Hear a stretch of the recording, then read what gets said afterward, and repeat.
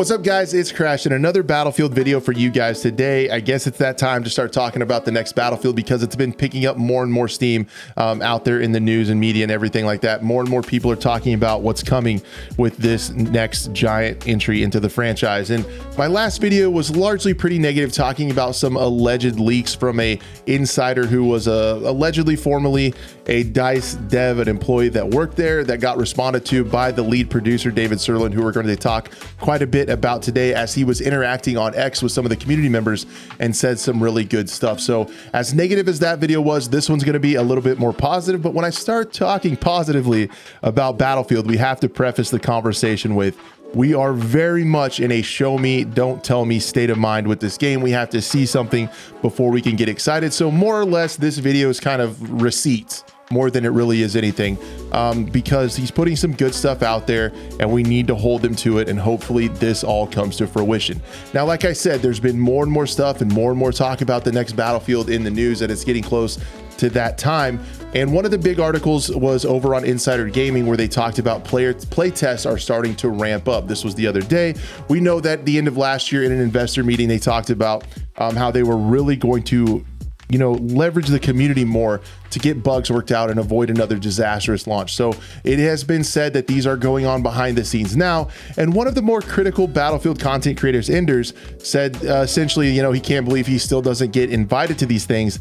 And that's where David comes in. Again, the lead producer of Battlefield over at DICE said, I wouldn't count your chickens on that. And that started a whole flurry of interactions with the community, and some of his answers were pretty good. So I wanted to take a look at those with you guys. One of them was essentially at the end of it to please show us proof this time, which is kind of what I said.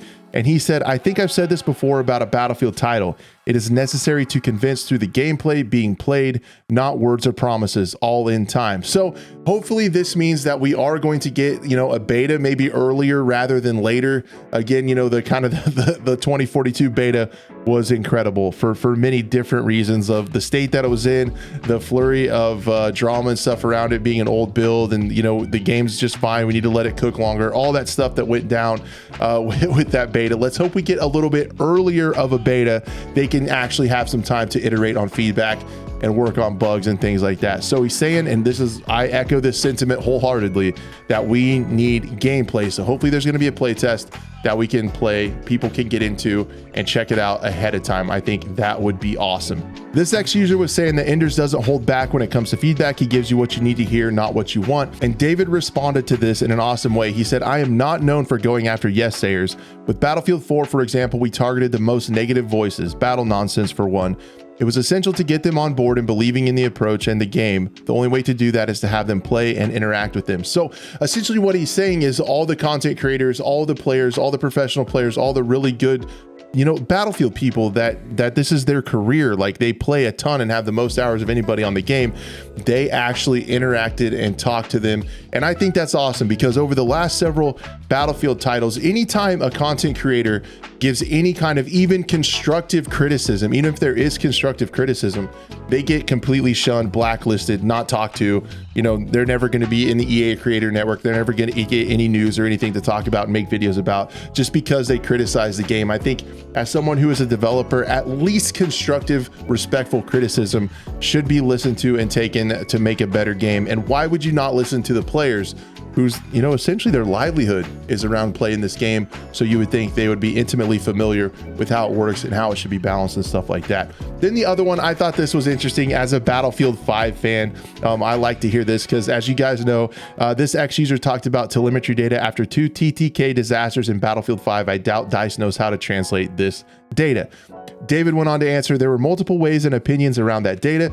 I represent the initial and the final versions in that case. So that can be a little bit of a sigh of relief. You guys know when Battlefield happened, Battlefield 5, it felt pretty good. They did its terrible time to kill thing, completely broke Firestorm, where it could take like 10 bullets to kill somebody if they had a vest on. It was insane. Completely made everybody shoot marshmallows. And then they reverted it, and then back again.